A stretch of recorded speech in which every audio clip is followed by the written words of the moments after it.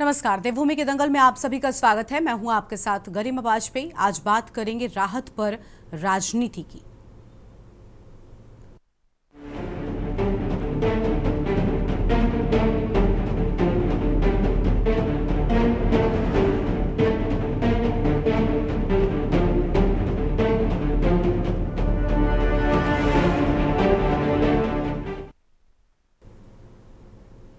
उत्तराखंड में इस बार के मानसून में आई प्राकृतिक आपदा से हुए नुकसान का जायजा लेने पहुंचे प्रधानमंत्री नरेंद्र मोदी ने जौलीग्रांट एयरपोर्ट पर आपदा राहत कार्यों की गहन समीक्षा की है। प्रधानमंत्री ने इस दौरान अलग अलग क्षेत्रों में आपदा से हुए नुकसान की विस्तार से जानकारी लेने के साथ ही राहत एवं बचाव कार्यों की ताजा स्थिति और भविष्य की चुनौतियों पर राज्यपाल लेफ्टिनेंट जनरल गुरमीत सिंह, मुख्यमंत्री पुष्कर सिंह धामी, केंद्रीय और राज्य मंत्री अजय टम्टा व राज्य के सांसदों सहित वरिष्ठ अधिकारियों के साथ विचार विमर्श किया। प्रधानमंत्री मोदी ने धराली, थराली सहित राज्य के आपदा प्रभावित अन्य क्षेत्रों में संचालित राहत एवं बचाव अभियानों में एनडीआरएफ, एसडीआरएफ सहित राज्य सरकार के विभिन्न विभागों के प्रयासों की सराहना की और राहत बचाव कार्यों में जुटे राज्य व केंद्र सरकार के संगठनों के कर्मियों से भेंट कर उनके अनुभव भी साझा किए। प्रधानमंत्री ने आपदा पीड़ितों से भी मुलाकात कर उनका ढांढस बंधाने के साथ ही समुचित मदद का भरोसा भी दिलाया है। तो वहीं प्रधानमंत्री मोदी के द्वारा आपदा राहत पैकेज में सिर्फ 1200 करोड़ की घोषणा पर विपक्ष ने सवाल खड़े कर दिए हैं। आज इसी पर करेंगे विस्तार से चर्चा। खास मेहमानों का पैनल हमारे साथ में होगा, लेकिन उससे पहले ये रिपोर्ट देखिए। प्रधानमंत्री नरेंद्र मोदी ने कल उत्तराखंड का दौरा कर उत्तराखंड में आई आपदा से हुए नुकसान का आकलन करने के लिए समीक्षा बैठक की। प्रधानमंत्री ने उत्तराखंड में बाढ़ और बारिश से प्रभावित क्षेत्रों के लिए कई घोषणाएं की, जिसमें 1200 करोड़ रुपए की वित्तीय सहायता की, मृतकों के परिवारों के लिए 2 लाख रुपए और घायलों के लिए 50,000 रुपए की अनुग्रह राशि की घोषणा की। प्रधानमंत्री ने हाल ही में आई बाढ़ और भूस्खलन के कारण अनाथ हुए बच्चों के लिए पीएम केयर्स फॉर चिल्ड्रंस योजना के तहत व्यापक सहायता देने की भी घोषणा की। प्रधानमंत्री ने प्रभावित परिवारों से मुलाकात कर संवेदना व्यक्त कर ढाढ़स बांधने का काम किया। प्रधानमंत्री ने एनडीआरएफ, एसडीआरएफ और आपदा मित्र स्वयंसेवकों से भी मिले और उनके प्रयासों की सराहना की। केंद्र सरकार ने प्रभावित क्षेत्रों में बुनियादी सुविधाओं की बहाली और पुनर्निर्माण के लिए पूर्ण समर्थन का आश्वासन दिया है। इस अवसर पर मुख्यमंत्री पुष्कर सिंह धामी ने राज्य में आपदा से हुई क्षति तथा प्रभावित क्षेत्रों में संचालित राहत एवं बचाव कार्यों की जानकारी दी। मुख्यमंत्री ने कहा कि प्रभावित क्षेत्रों में राहत एवं बचाव के अभियान पूरी तत्परता एवं क्षमता के साथ संचालित करने में केंद्र सरकार के संगठनों ने भरपूर सहायता दी है, जिसके चलते प्रभावित तक त्वरित गति से समुचित राहत संभव हो सकी। मुख्यमंत्री ने कहा कि आपदा प्रभावित क्षेत्रों में सड़कों एवं सार्वजनिक परिसंपत्तियों को काफी नुकसान पहुंचा है। प्रभावित इलाकों में बुनियादी सुविधाओं की बहाली के लिए युद्ध स्तर पर काम किया जा रहा है। उत्तराखंड में आपदा से हुई नुकसान की भरपाई हेतु राहत पैकेज की घोषणा के लिए प्रधानमंत्री नरेंद्र मोदी का उत्तराखंड की जनता की तरफ से आभार व्यक्त करता हूं। उत्तराखंड में आई प्राकृतिक आपदा से निपटने में राज्य सरकार पूरी क्षमता के साथ प्रयास कर रही है। इस कार्य में पहले ही दिन से ही केंद्र सरकार का सहयोग मिल रहा है। प्रधानमंत्री नरेंद्र मोदी ने स्वयं उत्तराखंड आकर आपदा पीड़ितों का दुख दर्द साझा किया है। देखिए, वो भारत सरकार के स्तर पर आदरणीय प्रधानमंत्री जी का, आदरणीय गृह मंत्री जी का मैं बहुत धन्यवाद करता हूं उत्तराखंड की जनता की तरफ से कि जब भी हमारे यहाँ पर कोई भी ऐसी आपदा आई है, उन्होंने हमेशा बढ़ चढ़ कर हमारे राज्य का सहयोग भी किया है, हमको सहायता भी की है, हर प्रकार से हमारा मनोबल भी बढ़ाया है। माननीय प्रधानमंत्री जी के राज्य में आगमन राज्य सरकार द्वारा चाही गई, मांगी गई तथ्यात्मक रिपोर्ट के आधार पर तैयार की गई मांग के सापेक्ष बहुत कम धनराशि देने से जो आपदा पीड़ितों में और राज्य के लोगों में निराशा व्याप्त हुई है, हम उस निराशा से दुखी हैं। और हम इस बात से भी दुखी हैं कि हिमालयी क्षेत्रों में और ये जो मध्य हिमालयी क्षेत्र विशेष तौर पर है, जो लगातार दैवीय आपदाओं से जूझ रहा है, बादल फटने की घटनाएं, ग्लेशियर टूटने की घटनाएं आदि से जलवायु परिवर्तन का सबसे बड़ा दुष्प्रभाव जहां पड़ रहा है, वहां उस दुष्प्रभाव से लड़ने की राष्ट्रीय रणनीति बनाने के प्रश्न पर भी माननीय प्रधानमंत्री जी मौन रहे। देखिए, उत्तराखंड क्रांति दल ने शुरू से ही, जैसे ही आपदा का हुआ था और आपदा से जो नुकसान हुआ था उसको मद्देनजर रखते हुए शुरू से ही 10,000 करोड़ की मांग की थी, जबकि उत्तराखंड की वर्तमान सरकार ने 5700 करोड़ रुपए की डिमांड की, जो कि कुछ भी नहीं थी। उसके बाद भी बीजेपी के लोगों का, बीजेपी के प्रवक्ताओं का ये कहना था कि एक निश्चित प्रक्रिया होती है और इतना जितना हमने डिमांड किया उतना भी नहीं मिलेगा। इसके बावजूद भी उन्होंने कम आंकलन किया और उसके बाद तब तो बहुत बड़ी दुख की बात है कि जब 5700 करोड़ के डिमांड के ऊपर सिर्फ 1200 करोड़ रुपए की सैंक्शन होती है, तो ये बहुत ही दुखद है। वहीं प्रधानमंत्री नरेंद्र मोदी द्वारा आपदा राहत पैकेज की घोषणा पर विपक्ष ने सवाल खड़े कर दिए हैं। उत्तराखंड के आपदा प्रभावित क्षेत्रों की समीक्षा करने के बाद प्रदेश के आपदा प्रभावित क्षेत्रों व लोगों के लिए केवल 1200 करोड़ रुपए के आर्थिक पैकेज के प्रधानमंत्री नरेंद्र मोदी के ऐलान को उत्तराखंड की जनता को निराश करने वाला बताते हुए कांग्रेस के प्रदेश उपाध्यक्ष संगठन सूर्यकांत दसमाना ने कहा कि ये पहाड़ के लोगों के घाव पर नमक छिड़कने जैसा है, क्योंकि जिस व्यापकता की आपदा आई है वो 2013 जैसी आपदा है और उसी तरह का नुकसान पूरे राज्य में हुआ है। आज से 12 साल पहले केंद्र की मनमोहन सरकार ने उत्तराखंड के लिए 21,000 करोड़ रुपए का आर्थिक पैकेज दिया था, लेकिन आज जो पैकेज मोदी जी द्वारा घोषित किया गया है वो न केवल न काफी है, बल्कि उत्तराखंड के प्रति मोदी जी के प्रेम और लगाव की पोल भी खोलता नजर आ रहा है। देखिए, आज प्रधानमंत्री नरेंद्र मोदी जी जो उत्तराखंड के आपदा प्रभावित क्षेत्रों के हवाई सर्वेक्षण में आए और पूरे उत्तराखंड को उम्मीद थी, इतनी भयंकर आपदा पूरे पहाड़ में आई है। उत्तरकाशी के धराली, हरसिल से लेकर के यमुनोत्री से लेकर के गंगोत्री से लेकर के चमोली जनपद में थराली, देवाल, पूरा बद्रीनाथ का राष्ट्रीय राजमार्ग, हमारे रुद्रप्रयाग जनपद में, हमारे पौड़ी जनपद में, हमारे टिहरी जनपद में, हमारे पिथौरागढ़ के धारचूला में और कुमाऊं मंडल के अलग अलग हिस्सों में जो आपदा आई, उसकी जो इंटेंसिटी थी, उसकी जो व्यापकता थी, 2013 की आपदा की तरह ही नुकसान पूरे उत्तराखंड में हुआ। लोगों को उम्मीद थी प्रधानमंत्री जी आ रहे हैं, कोई बड़ा आर्थिक पैकेज राहत के लिए, मुआवजे के लिए, पुनर्निर्माण के लिए, पुनर्वास के लिए प्रधानमंत्री जी घोषित करेंगे, लेकिन 1200 करोड़ रुपया ये उत्तराखंड के साथ मजाक है। देखिए, हमारा भारतीय जनता पार्टी का कार्य है जनता के हित में निश्चित रूप से हर समय निर्णय लेना, न कि उस पर एक सियासत बनाना, एक राजनीतिक रोटी सेकना। इस तरीके के कार्य भारतीय जनता पार्टी बिल्कुल नहीं करती है।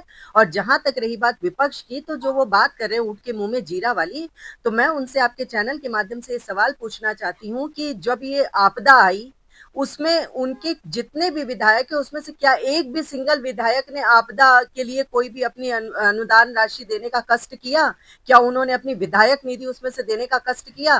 तो इस तरीके की बातें करके जनता में भ्रम फैलाने का कार्य न करें। निश्चित रूप से हमारे यशस्वी प्रधानमंत्री जी ने पहले ही कह दिया है कि इसके बाद इसमें चेंजेस आ सकते हैं और भी राशि दी जा सकती है। आपको बता दें कि साल 2013 की आपदा के बाद से साल 2025 तक हर साल मॉनसून के दौरान उत्तराखंड ने कई जख्म झेले। हर साल ये बारिश न केवल चारधाम यात्रा को प्रभावित करती है, बल्कि प्रदेश में भारी नुकसान पहुंचाने के साथ ही कई लोगों की जान भी लेती है। साल 2021, 2022 के अलावा साल 2024 और अब साल 2025 में भी बारिश ने उत्तराखंड को गहरे जख्म दिए हैं। हर बार दैविक आपदाओं के बाद प्रदेश में राजनीति भी जमकर देखने को मिलती है। ये भी सही है कि आपदा में अपनों को खोने वालों की भरपाई तो संभव नहीं, लेकिन पुनः जनजीवन को दुरुस्त करने व आपदाओं के जख्मों के लिए शायद ये राहत मरहम का काम कर सके। Uttarakhand desk report.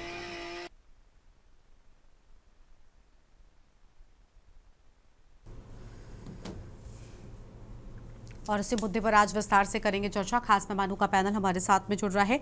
राजेश्वर पैन्यूली जी, प्रदेश प्रवक्ता बीजेपी, मंजू त्रिपाठी, प्रदेश प्रवक्ता कांग्रेस पार्टी, देवचंद उत्तराखंडी, केंद्रीय महामंत्री यूकेडी, पीसी थपलियाल, वरिष्ठ नेता यूएसएसएम, रतनमणि ढोभाल जी हमारे साथ में है, राजनीतिक विश्लेषक हैं। सभी मेहमानों का बहुत बहुत स्वागत है। चर्चा मंजू त्रिपाठी जी के साथ में करना चाहेंगे, प्रदेश प्रवक्ता कांग्रेस पार्टी की ओर से। मंजू जी, 1200 करोड़ के पैकेज को लेकर सवाल उठ रहे हैं कि इतने से प्रदेश का भला नहीं होने वाला है, आपदाएं काफी बड़ी थी, लेकिन मंजू जी, एक तरफ ये भी तो कहना होगा कि कम से कम अभी शुरुआत है, केंद्र आगे और मदद करेगा क्या? पहले ही कांग्रेस पार्टी को हमलावर हो जाना ठीक है, क्योंकि अभी जब अनाउंसमेंट नहीं हुआ था राहत पैकेज का, उसके पहले भी विपक्ष लगातार हमलावर नजर आ रहा था। वो तो प्रधानमंत्री के दौरे को लेकर ही सवाल उठा रहा था, हम कल भी चर्चा कर रहे थे। सभी साथियों को नमस्कार। गरिमा जी, खोदा पहाड़ निकली चूहिया वाली कहानी है कि बहुत बड़ी उम्मीद लेके हमारे उत्तराखंड वासी प्रधानमंत्री श्री नरेंद्र मोदी जी का इंतजार कर रहे थे कि प्रधानमंत्री जी आएंगे और जो त्राहिमाम मचा हुआ है पूरे पहाड़ में, चाहे वो धराली हो, चाहे वो थराली हो, चाहे वो उत्तरकाशी हो, चाहे श्यान चट्टी हो, जहां भी पर भी आपदा आई है, बड़ी उम्मीद लोग लेके कि हमारे इस देश के मुखिया जो बार बार कहते हैं कि उत्तराखंड से मुझे विशेष लगाव है, उत्तराखंड से मुझे बहुत प्यार है, और जिस जनता के सामने उन्होंने हाथ जोड़ जोड़ कर कहा था कि जो है कांग्रेस की सरकार है तो मैं काम नहीं कर पा रहा हूं, मुझे डबल इंजन की सरकार चाहिए, और जब आप लोग डबल इंजन की सरकार दे देंगे तो मेरे हाथ खुले होंगे, मेरे हाथ को कोई रोकने नहीं वाला नहीं है। तो मोदी जी से मैं पूछना चाहती हूं कि आज आपके हाथ किसने बांध दिए? जब इतनी बड़ी त्रासदी आई, जब इतनी बड़ी आपदा आई, लोग बेघर हो गए, लोग अपनों को खो चुके हैं जिसकी भरपाई नहीं की जा सकती, लेकिन एक बहुत बड़ी आस लिए, बोलते हैं कि बहुत बड़ी आशा लिए हुए जो है ये क्या बोलते हैं, इंतजार कर रहे थे कि हमारे प्रधानमंत्री जी आएंगे और कुछ देखे, लेकिन वही है ना, ऊंट के मुंह में जीरा देके चले गए, जो है साबित करके कि जब आया हूं तो चलो कुछ चूरन देके चला जाता हूं। उत्तराखंड वासियों का उनका प्रेम यहां जब जाहिर हो गया, यही नहीं, अभी हमारे उपाध्यक्ष धस्माना जी ने कहा कि जो है कि हम तो वैसे ही मरे पड़े हुए हैं, हम मतलब इतनी बड़ी आपदा आई हुई है, इतनी बड़ी त्रासदी आई है हमारे राज्य में, हमारे घाव पे जो है वो नमक और छिड़क के चली गई। 1200 करोड़ रुपए का पैकेज जो देखे गए, जो 1200 रुपए करोड़ का जो पैकेज देखे गए हैं, उससे क्या हला भला होने वाला? तो वो यही दिखाता है कि खाली नौटंकी हवाई जहाज से आए और हवाई बातें करके मोदी जी चले गए, यहाँ के लोगों के दर्द को नहीं समझा, यहाँ के जो घाव है उस पर मरहम लगाने की जगह नमक छिड़क कर चले गए। इससे उत्तराखंड वासी बहुत ही आहत हैं, बहुत दुखी हैं, और वो जो है 2027 में इसका जो है जवाब अपने वोट के आधार पर जरूर भाजपा को देंगे, भारतीय जनता पार्टी को जो है जरूर वो सबक सिखाएंगे कि आपने हमसे क्या वादा किया था, आपने हमसे जो मांगा हमने आपका वादा पूरा किया, और आज जब हम मर मिट रहे हैं तो आपने हमें क्या दिया, इसका ईंट का जवाब पत्थर से हमारी जनता अवश्य देगी। ठीक है, लौटेंगे आपके पास में। राजेश्वर पैनुली जी हमारे साथ में है, प्रदेश प्रवक्ता बीजेपी की ओर से। बहुत स्वागत सर आपका। राजेश्वर जी, ऊंट के मुंह में जीरा के समान स्थिति बता रहा है विपक्ष। अनम्यूट कीजिए पहले। गरिमा जी, देखिए, जो हमारे साथी मंजू त्रिपाठी जी, उनका दर्द झलकता है। उनका सारा एम जो है 2027 है, उनका वर्तमान में कोई एम नहीं है। वर्तमान में घाव उन पर मलहम लगाने का कोई एम नहीं है। वो ये बात भी नहीं समझ पा रही हैं कि 1200 रुपये 1200 रुपये की जो फाइनेंशियल पैकेज दिया गया, उसके अलावा क्या क्या चीज़ें कही, उसके अलावा हमारे माननीय प्रधानमंत्री जी ने क्या क्या कहा, चाहे आवास की बात करें, चाहे चिल्ड्रंस केयर फंड की बात करें, चाहे और किसी ढंग की कंपनसेशन की बात करें, चाहे उसके रिव्यू करने की बात करें, चाहे उन्होंने बोला हम क्लोज रिलेशंस की बात करें, वो सब चीज़ें इनको नहीं दिखलाई दे रही हैं, वो आम जनता को दिखलाई दे रही हैं। और आम जनता जो प्रधानमंत्री जी इतनी खराब स्थिति में, जब सुबह जो है बनारस की मीटिंग करने के बाद उत्तराखंड से उन्हें विशेष लगाव है, इसमें कहीं कोई शक नहीं है, न इसमें कोई छुपी हुई बात है। हर काम के लिए प्रथम दृष्टया उत्तराखंड उनके लिए रहता है, और उत्तराखंड आए हैं, और ये मान के चलिए कि सबका, चाहे वो 2 लाख रुपए की जो एक आदमी को जो जिनकी कोई क्या डेथ हुई है उनके नियत पर उसको देंगे, चाहे उसकी बात करें, किसी भी चीज़ की बात करें, चाहे उन्होंने बोला रिहेबिलिट करेंगे उसकी बात कर लें, चाहे मकान दोबारा बनाएंगे उनकी बात कर लें, चाहे रोड, आप अलग अलग चीज़ों को अगर जोड़ेंगे तो आपको समझ में आएगा। क्योंकि मायोपिक हो गया ना, मायोपिक होता है ना, आंखों की दृष्टि धुंधला जाती है, पास की चीज़ दिखलाई देती है, लार्जर स्केल में नहीं देख पाते, इन्हें पास वही 2027 दिखलाई दे रहा है। इसके बिहार ये कुछ नहीं देख पा रहे। इनको बस सिर्फ इलेक्शन इलेक्शन इलेक्शन, और ये इलेक्शन के मोड में ज्यादा हैं, न कि आम जनता के साथ जुड़े हुए मोड में है। हम भारतीय जनता पार्टी आम जनता के साथ जुड़े हुए हैं, उनके हर चीजें, हर दुख दर्द के साथ उनके साथ हैं, और जितनी भी हमसे सहायता होगी, जितनी भी एक मानवीय सहायता हो सकती है, जितनी भी फाइनेंशियल सहायता हो सकती है, वो सब हम उनको एक्सटेंड करेंगे। कि प्रधानमंत्री ने बाकायदे रुक करके एक जितने भी पॉसिबल थे सबसे मिले, जो भी लोगों से पॉसिबल था उससे मिले, डिस्पाइट कि मौसम खराब था तो देहरादून में रुक करके सबसे मिलने की कोशिश की, लोगों को अपने साथ पास बुलाने की कोशिश की, और व्यक्तिगत तौर से उन्होंने संवेदना व्यक्त की। इतना मुझे नहीं लगता कि उन्होंने कभी देखा, सुना और समझा भी होगा। ठीक है, लौटेंगे आपके पास में। पीसी थपलियाल जी हमारे साथ में है, वरिष्ठ नेता हैं यूसीएसएम की ओर से। बहुत स्वागत सर आपका।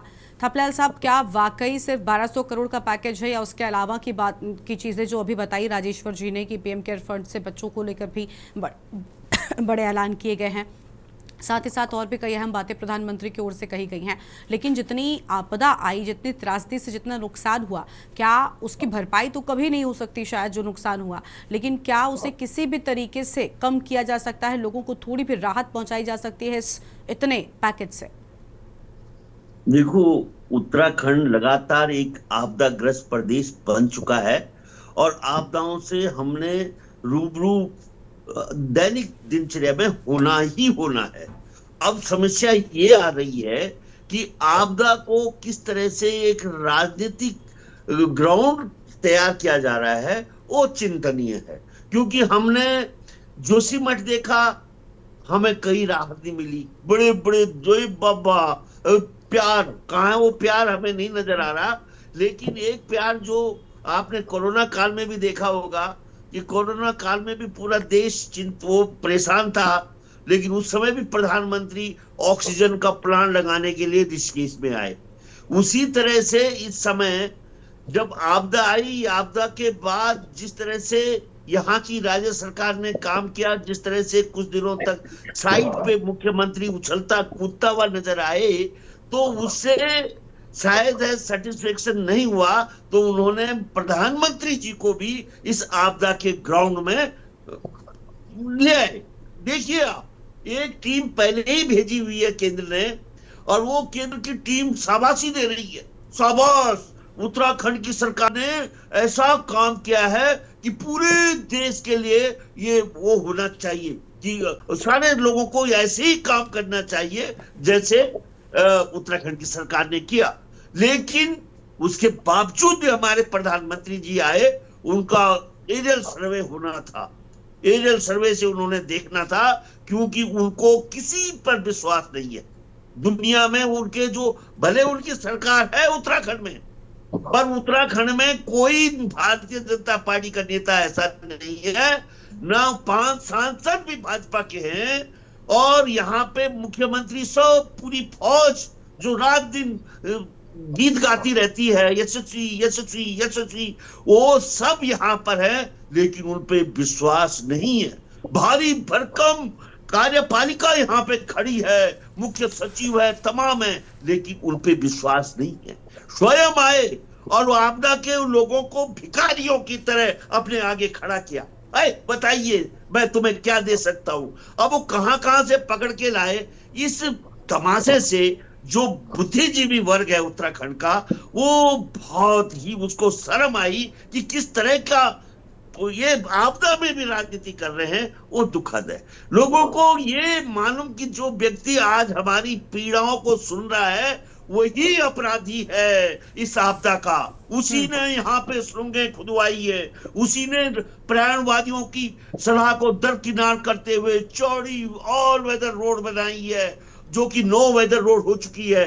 उसी ने यहाँ पे जो इनके विभाग हैं उनसे कोई संवाद स्थापित नहीं किया।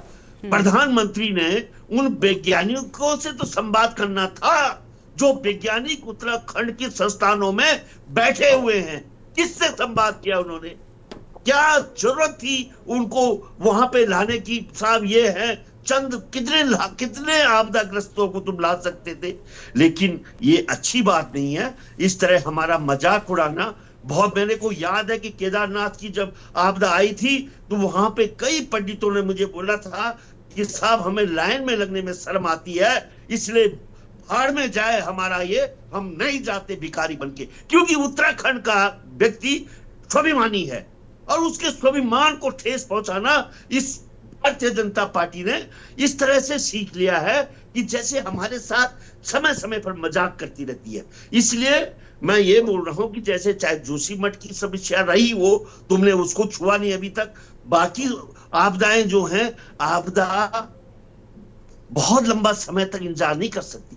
आदमी फिर अपना रास्ता ढूंढ लेता है, इन लोगों के छतरी को भूल जाता है जो बोल रहे हैं कि तुम्हारे घाव, वो घाव लहूलुहान होते हुए सूख गए हैं। और अब इनका प्रधानमंत्री जी आ रहे हैं और यहाँ पे आके बोल रहे हैं कि जब मेरे को और रिपोर्ट मिलेगी तो मैं फिर और दूंगा। अरे सिस्टम फॉलो करो, यहाँ पे तुम्हारी सरकार है, वो सरकार अगर कुछ बोल रही है तो उस पर विश्वास करो। प्रधानमंत्री जी इतना खर्चा मत उठवाओ इस राज्य में कि हम लोग इन तुम्हारे वीआईपीओ को हैंडल करते करते आपदा ग्रस्तों को भूल जाए। बहुत दुख होता है हमें इस बात में कि ये जो तमाशे की राजनीति भारतीय जनता पार्टी ने खड़ी कर दी है इस राज्य में, वो बहुत दुखद है। और इसमें जो 1200 करोड़ पहले जब इन्होंने ऑल वेदर का भी अनाउंसमेंट प्रधानमंत्री जी के 12,000 करोड़ दे रहा हूं, तुम्हारे युवाओं को नौकरी मिलेगी, जब देखा तो उसी के ठेकेदार यहां आकर ऑल वेदर को चौपट करके चले गए। आज तुम्हें स्मार्ट सिटी मिलेगी, हम कितने सपने देखेंगे। हमको तो प्रधानमंत्री जी तुमने घाम तापने के लिए बोल दिया है, हम घाम ही तापेंगे, लेकिन तुम्हारी बातों पे हम विश्वास करने वाले हैं नहीं। तुम इस ऐसी राजनीति करते करते करते उत्तराखंड के लोगों को वैसे ही आक्रोशित कर रहे हो जैसे पड़ोस में हमारा नेपाल के युवा आज आक्रोशित होकर बेरोजगार और जो भ्रष्टाचार से त्रस्त होकर सड़कों पे उतर आए। कहीं ऐसा न हो कि ये राज्य भी उन परिस्थितियों को देखते हुए यहाँ का युवा भी आक्रोशित हो जाए। यहाँ का सीमांत क्षेत्र है, इसके साथ ऐसा व्यवहार करो जो सच में सच हो। ठीक है तपलाल साहब, लौटेंगे आपके पास में। है इसको छोड़ना चाहिए प्रधानमंत्री जी को, और जो यथायोचित सहायता है ठीक है प्रधानमंत्री जी। ठीक है, लौटेंगे आपके पास में। और मेहमान हैं उनको भी चर्चा में शामिल करेंगे। हमारे साथ में देवचंद उत्तराखंडी जी हैं, केंद्रीय महामंत्री उत्तराखंड क्रांति दल की ओर से। बहुत स्वागत सर आपका। देवचंद जी, क्या वाकई मदद का जो ऐलान किया गया वो राहत पहुंचा पाएगा? क्योंकि आपदा बहुत बड़ी थी, इसमें कोई दो राय नहीं है, लेकिन अभी थपलाल साहब कई अहम बातें कह गए। उन्होंने ये भी कहा कि क्या जरूरत थी कि यहाँ पर इतनी सड़कें या ऑल वेदर रोड बनाने की। एक समय ऐसा भी होता है जब विपक्ष कहता है कि कनेक्टिविटी बेहतर नहीं है, पहाड़ों पर चीज़ें अच्छी नहीं हो पा रही हैं, तब उस लिहाज से कदम उठाए जाते हैं। लेकिन बाद में जब आपदा प्रभावित प्रदेशों में ऐसी स्थितियाँ हो जाती हैं तब उसको लेकर सवाल भी खड़ा करता है विपक्ष कई मौकों पर। क्या किया जाना चाहिए? गर्मा जी, सबसे पहले तो मैं आपके चैनल के माध्यम से ये बता देता हूं कि अभी तक हमारी भारतीय जनता पार्टी की तरफ से या जो सरकार की तरफ से, मैं दिल्ली नहीं जा रहा हूं, मैं उत्तराखंड की बात कर रहा हूं। उत्तराखंड में जो इन लोगों ने आकलन किया है वो धराली, थराली और कुछ गांव जो पौड़ी जिले के, कुछ सेंजी, बुरांजी, 9-10 गाँव को लेकर, बाकी इनको पता भी नहीं है कि कहाँ का आपदा आई है। अब मैं थोड़ा सा ये कहानी आपको छोटी सी बात बताता हूँ। मैं 10 तारीख को घनसाली से देहरादून आया हूँ और जब मैंने रास्ते में देखे कि कई घर ऐसे हैं कि बस देखते देखते आ रहे हैं कि आने वाले हैं नीचे, शायद वो तो इनकी नज़र वहां तक जाएगी नहीं, क्योंकि ये लोग बोलते हैं हम धरातल पर हैं, पर धरातल में है नहीं। धरातल में अगर होते तो माननीय प्रधानमंत्री को हवाई सर्वेक्षण करने की जरूरत नहीं थी, वो भी धरातल पर सुन लेते और दिल्ली में ही बात चली जाती है। अब आते हैं उस डिबेट में, जब एक बार हमको ये कहा गया था कि 57,000 जो करोड़ का हमने जो आंकलन करके भेजा है और ये काफी है और इसके हम सहमत नहीं हो जाए, ये था बीजेपी सरकार की तरफ से। और हमने तब भी कहा था कि ये नाकाफी है और कम से कम ज्यादा नहीं तो हमने 10,000 करोड़ की बात करी थी और वहीं कांग्रेस ने 20,000 करोड़ की भी बात इसमें कही थी। लेकिन हम ये कह रहे थे कि शुरुआती दौर पर इसको इंस्टॉलमेंट के तौर पर हो जाए।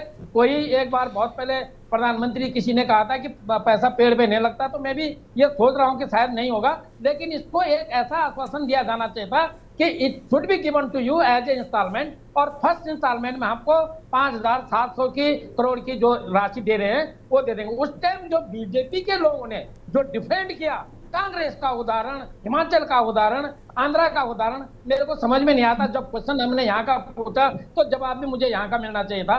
पर अब जब मैं ये देख रहा हूँ कि कांग्रेस के बुद्धिजीवियों ने इतना बड़ा आंकलन करके पूरा प्रदेश का 5700 रुपये का जो उन्होंने वो किया था, आंकलन किया था, और उसमें 1200 करोड़ रुपया जो है इनको मिलता है, ये करीब करीब 21% मिलता है। तो ये समझ में आता है कि आंकलन अगर उस टाइम इन्होंने कुछ हमारी तरह 10,000 करोड़ या 20,000 करोड़ जो कांग्रेस की डिमांड थी उस पर क्या होता तो शायद 5700 रुपये तक उनको जो 57,000 करोड़ जो था वो मिल जाता।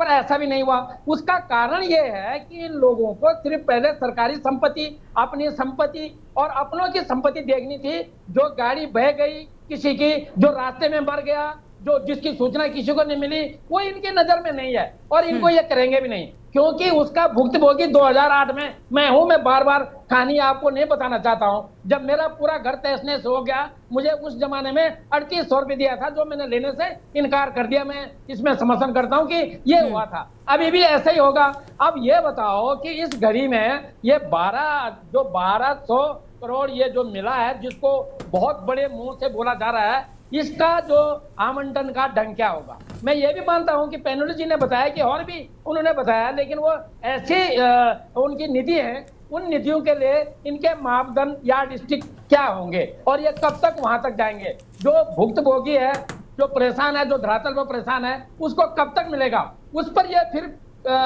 प्रक्रिया एक बताएंगे कि अभी प्रक्रिया है। और तब तक आदमी को और 1 साल हो जाएगा और वो 1-1.5 साल ऐसे जूझेगा जिसमें कि अमानवता हम कह सकते हैं। तो इसलिए ये था, ये राशि इसलिए नहीं मांगी जा रही थी कि उसका हम संपूर्ण घर बसा देंगे, बल्कि एकदम इमीडिएट एक्शन उसको जो हम कह सकते हैं कि उस टाइम उसको अपने कुछ दिन जीवन यापन करने के लिए हो जाता और बाकी का जो उसका जो वो था उसका जो जीवन स्तर उसको पटरी पर लाना था, उसके लिए जो विभिन्न प्रधानमंत्री और मुख्यमंत्री की योजनाएं उसमें कर सकते थे, लेकिन ऐसा हुआ नहीं है। अब जब प्रधानमंत्री यहाँ आए भी, जिनको बहुत पीड़ा है, वो कब आए हैं जब कम से कम घटना को 25 दिन से ज्यादा हो जाता है। इतना मतलब उनकी पीड़ा इतनी ज्यादा है उत्तराखंड में कि वो 25 दिन तक सह नहीं पाए और 25 दिन के बाद आते हैं और वो भी देहरादून में रुक जाते हैं। क्यों? जिन लोगों ने आपदा सही, उन लोगों के लिए वो जा नहीं सकते क्या? राशन बांटने के लिए उत्तराखंड क्रांति दल के लोग धराली जा रहे हैं और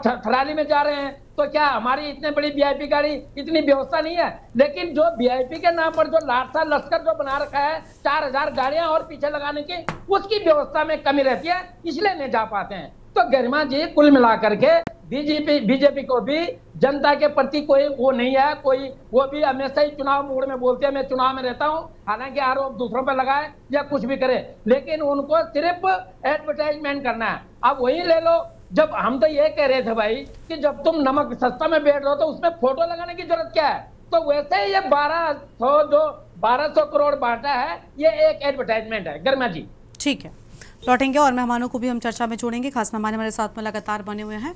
उससे पहले एक छोटे से ब्रेक के लिए यहाँ पर रुकते हैं, कहीं बचाएगा। ब्रेक के बाद फौरन हाजिर होंगे। आप देख रहे हैं के न्यूज़, खबरों का सारथी। आप सुन रहे थे मुख्यमंत्री योगी आदित्यनाथ को, उनकी ओर से अहम बातें कही गई हैं। वापस से अपने कार्यक्रम का रुख कर लेंगे। रतनमणि ढोभाल जी हमारे साथ में हैं, राजनीतिक विश्लेषक हैं। बहुत स्वागत रतनमणि जी आपका। सर, क्या कहना चाहेंगे? विपक्ष जो आरोप लगा रहा है, क्या यह सिर्फ विरोध की राजनीति का एक हिस्सा है या वाकई 1200 करोड़ का जो राहत पैकेज है उसे पर्याप्त माना जाए? मैं उस राजनीति में तो नहीं जाऊंगा। मैं सिर्फ मुझे इस जो शब्दों का चयन है इस पर आपत्ति है कि ये मदद वाला, कि हमने मदद देने की बात की, 1200 करोड़ की आप मदद दे रहे हैं। क्यों दे रहे हैं आप मदद हमको? उत्तराखंड एक संवैधानिक राज्य है और वो संविधान की अपनी व्यवस्था है, उसमें उसका जो अधिकार है आपदा प्रबंधन में, आपदा के उसमें जो उसका हक है, जो उसका पहले विश्लेषण कर लीजिए। आपकी केंद्रीय टीम का क्या आकलन है, वो कारण क्या रहे इतने आपदा के इस स्थिति में? और ये तो पूरे अगर राज्य को आप देखें, कुमाऊं गढ़वाल को मिला के तो 2013 में जो केदारनाथ की आपदा है उससे भी बहुत बदतर स्थिति है, भयंकर स्थिति है। वो तो एक जगह पे हुआ था, ये तो अनेक जगह पर हुआ है। तो मैं ये कह रहा हूं कि हमको जो संविधान में प्रदत्त जो अधिकार अन्य राज्यों को है वही उत्तराखंड को मिलना चाहिए। हमें किसी की मदद की जरूरत नहीं है, हम भिखारी नहीं हैं, स्वाभिमानी लोग हैं। लोग हमारे यहाँ जो देश की सीमाओं में जो सिपाही खड़े उसको आप करेंगे, हम आपकी मदद करेंगे, उसके परिवार की मदद करेंगे। आप कौन कैसे मदद कर सकते हैं? अरे आप उसको उसका अधिकार तो दे नहीं रहे हैं। 25 साल होने को जा रहे हैं, उसके जो संवैधानिक अधिकार आपको अब तक दे देने चाहिए थे वो तो आपने दिए नहीं है। सुप्रीम कोर्ट के आदेश के बाद भी नहीं दिए, हाई कोर्ट के आदेश के बाद भी दिए गए, जबकि तीनों जगह भारतीय जनता पार्टी की सरकार है। ऐसे समय भी अगर उस राज्य को संवैधानिक अधिकार नहीं मिल रहे हैं, उनको रोक के रखा गया, तो इसमें क्या बात। मैं प्रधानमंत्री आए हैं, हम उनका वेलकम करते हैं। प्रधानमंत्री कहीं भी जाते हैं तो कुछ ना कुछ उस राज्य में कुछ नया होता है, नई चीजें आती हैं, लेकिन वो गए नहीं। मैं तो ये प्रधानमंत्री की तो बात अलग है, हमारा मुख्यमंत्री भी आसमान से ही देख रहा है उत्तराखंड को।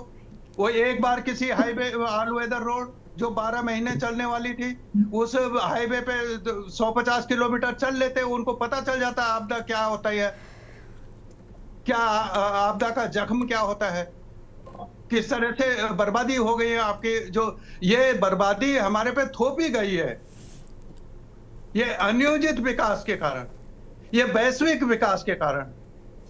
मैं तो उसको भुगत के आ रहा हूं।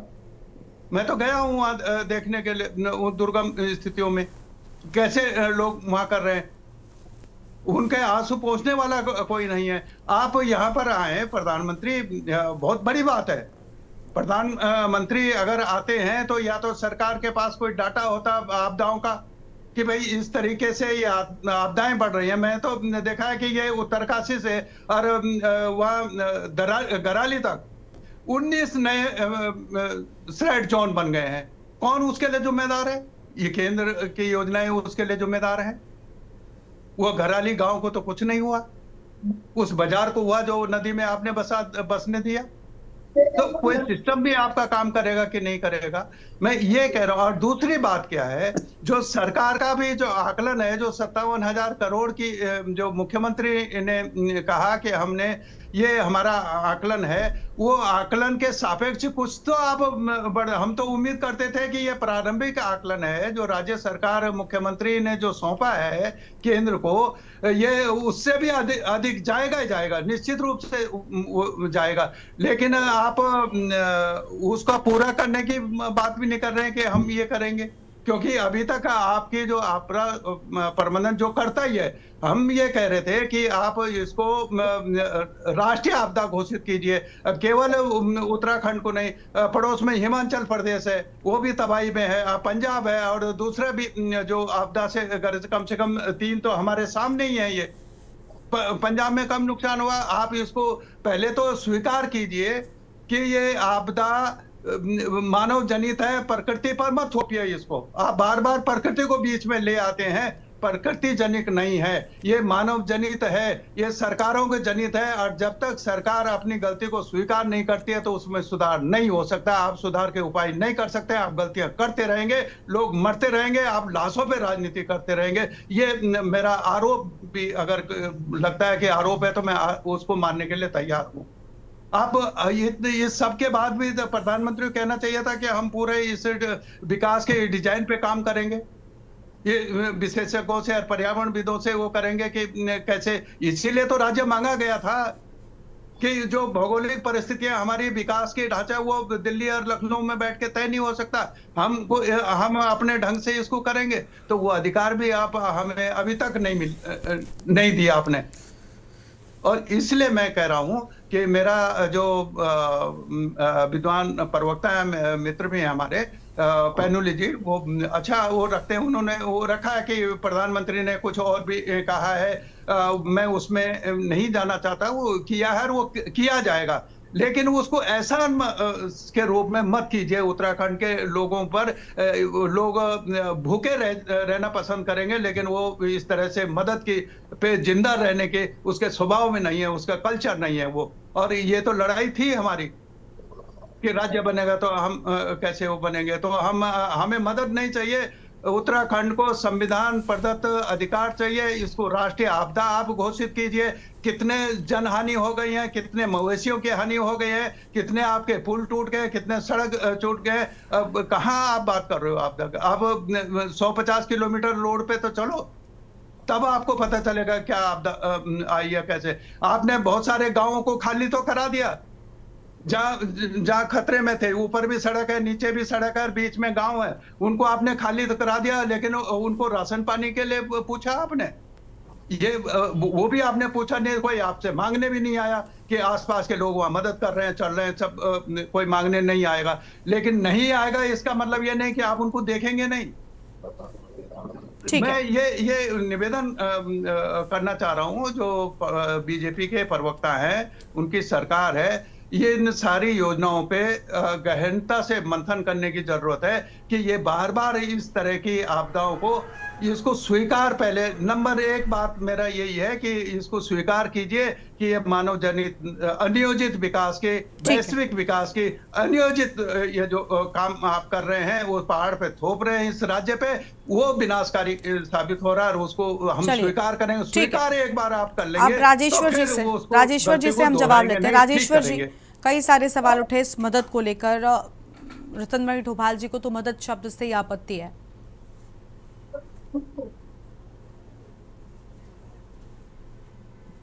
मेरे से पूछ रहे हैं क्या? जी आपसे ही सवाल है। देखिए, सबकी बातें आपने सुन ली, लगभग सभी विपक्षी दल। देखिए, मुझे लगता है कि शायद जो शब्द है नॉर्मली जो इस्तेमाल किया जाता है, नॉर्मली वही इस्तेमाल किया जाता है। हम या माननीय प्रधानमंत्री या माननीय मुख्यमंत्री, मदद का ये मतलब नहीं है कि कोई आपको खैरात दी जा रही है। मदद का ये मतलब है जो आपके अधिकार में आता है उसी का कुछ अंश आपको दिया जा रहा है, जो आप अधिकारपूर्ण ले सकते हैं, अधिकारपूर्ण और आपका पूर्ण अधिकार है। इसमें कहीं कोई शक नहीं है कि आम जनता का, और हम लोग मानते हैं कि हमारा गौरव, उत्तराखंड का गौरव, उत्तराखंड का जो स्वाभिमान है वो हमेशा इंटैक्ट रहना चाहिए, उसको कभी नहीं।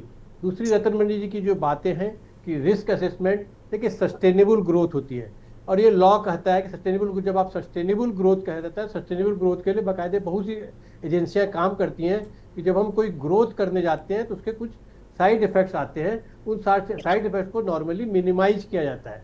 लेकिन आप उसको कह दीजिए कि जीरो नील करा जा सकता है, मुझे लगता है वो साइंटिफिकली प्रैक्टिकली पॉसिबल नहीं होता है। तो जब आप कोई भी चीज़ डेवलपमेंट करेंगे तो उसके कुछ ना कुछ साइड इफेक्ट आते हैं, और साइड इफेक्ट को मिनिमाइज करने के लिए बाकायदे के तहत। तीसरी बात तो आती है जो उनका, मैं शब्द में बोल देता हूँ, रिस्क मैनेजमेंट, रिस्क असेसमेंट।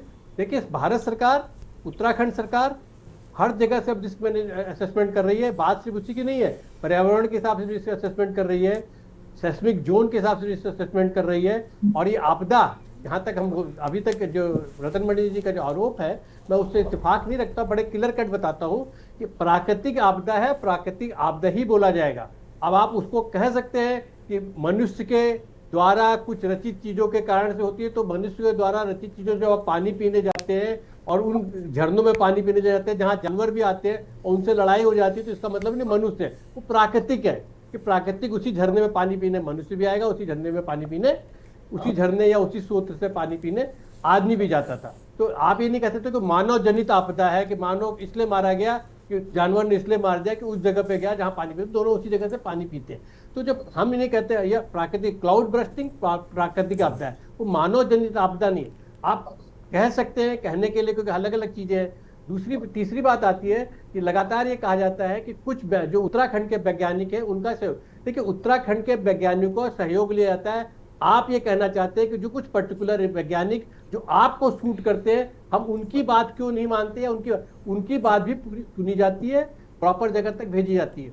हमारे उत्तराखंडी जी का एक आरोप था कि सरकार को पता ही नहीं होगा कि कितनी जगह गिर रही है। तो उनको मैं बताना चाहता हूँ, देखिए हर गांव में प्रधान है, हर गांव से क्षेत्र पंचायत है, गांव या 2-3 गांव से जो भी मिला करके, उससे पट्टी से मिला करके जिला पंचायत है, उसके अलावा लोकल एडमिनिस्ट्रेशन है, इस सब के सब लोग बकायदे इन्फॉर्मेशन देते हैं और इन्फॉर्मेशन राइटिंग में जाती है। राइटिंग उसका बकायदे सिस्टम है और सिस्टम से जाती है।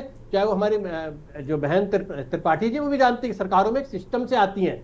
ये नहीं होती कि जी मैंने देखा तो मैंने आपको बताया, ऐसा सिस्टम नहीं होता। मैंने देखा की बात नहीं होती है, उसका बकायदे एक प्रारूप है, प्रारूप के थ्रू जाती है और उसकी असेसमेंट की जाती है और वो कंपाइल भी की जाती है।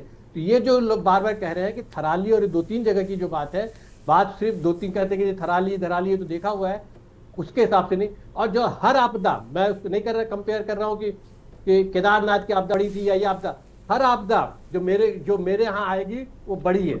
कोई भी चीज हमें नुकसान होता है वो बड़ी आपदा है, हम उसको कम छोटा बड़ा सिर्फ इस इस्तेमाल से नहीं कर सकते कि कई जगह तो बड़ा हो गया, कई जगह। अब उनकी तीसरी बात आती है कि राष्ट्रीय आपदा क्यों नहीं घोषित की जाती है। देखिए राष्ट्रीय आपदा घोषित कब की जाएगी, उसके अपने मानक हैं, वो मानक जब से ही पूरे होंगे उसके लिए एक राष्ट्रीय आपदा का पूरा एक वो है अथॉरिटी है कि उसको घोषित करती है। वो कोई पर्टिकुलर एक आदमी घोषित नहीं कर देता। तो राष्ट्रीय आपदा के मानक पूरे हो जाएंगे, उसके लिए राष्ट्रीय आपदा अगर घोषित होने लायक तो होगी। जहां तक आपदा की बात है 100% आपदा आई है। जहां तक सरकार की बात है, सरकार पूरी एक्टिव है, जगह जगह एक्टिव है। क्या माननीय मुख्यमंत्री की बात करें, जहां तक प्रधानमंत्री जी की बात करें, जब मौसम खराब है तो आप कोई ना कोई करेंगे। देखिए प्रधानमंत्री जी से आप ये उम्मीद करें कि हर एक आदमी से मिलेंगे, मुझे लगता है कि हम शायद जरूरत से ज्यादा उम्मीद कर रहे हैं। प्रधानमंत्री जी कुछ ही लोगों से मिल सकते हैं जो आप कहीं ना कहीं से जो संभव और जितना उससे पॉसिबल होता है उतने लोगों से करते हैं। एक वो मैसेज कन्वे करने का सिस्टम होता है हर आदमी से कि हम आपके साथ हैं, और प्रधानमंत्री जी भी हमारे साथ, उनका आम जनता के साथ हैं और उन सब के साथ है जहां पर। अब जल्दी से छोटा सा रिएक्शन मंजू जी का। मंजू जी प्लीज, मंजू जी कुछ कहना चाहेंगे आप? अभी सत्तापक्ष प्रवक्ता को आपने सुन लिया।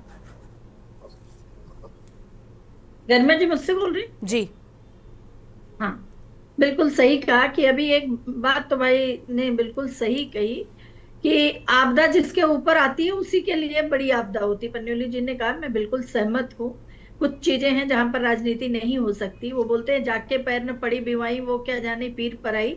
जब जिसके ऊपर आपदा आती है, जब जिसके ऊपर दुखों का पहाड़ टूटता है, वही सबसे बड़ी आपदा होती, वही सबसे बड़ा दुख होता है जो कुछ भी है। लेकिन एक उम्मीद ये है की जाती है कि कम से कम आज 25 दिन हो गए, मेरे भाई थपलियाल जी ने भी कहा और जो हमारे बुद्धिजीवी रतनमणि ढोनी जी ओकेडे के प्रवक्ताओं ने सबने कहा कि आप 25 दिन बाद आए और ये कह के खाली टाल दिया गया कि मौसम खराब होने की वजह से जायजा। अरे भाई देखिए कि घर बर्बाद हो गए, आपको ये जानकारी आप 2 दिन बाद आते, लेकिन कम से कम हवाई यात्रा ही करते, हवाई बातें। लेकिन मंजू जी ये किसे पता था कि मौसम, ये किसे पता था कि कल मौसम खराब हो जाएगा, मौसम साथ नहीं देगा और इसके बाद हवाई सर्वेक्षण? क्या मौसम पर भी किसी का जोर चलता है? बिल्कुल जोर नहीं चलता, इस बात को मैं मानती हूँ। तो क्या प्रधानमंत्री जी को फिर भी विजिट करना था, इससे पहले करते। क्या मौसम विभाग अगले 5 दिन की हमें जानकारी दे रहा है, तो क्या उस दिन की जानकारी नहीं दी होगी? ये कहने की बात है। आप देखिए आज सब पत्रकारों ने डाला है अगले 5 दिन बारिश की चेतावनी दी गई है कि कहीं पर मध्यम बारिश होगी, कहीं पर अत्यधिक वर्षा होगी।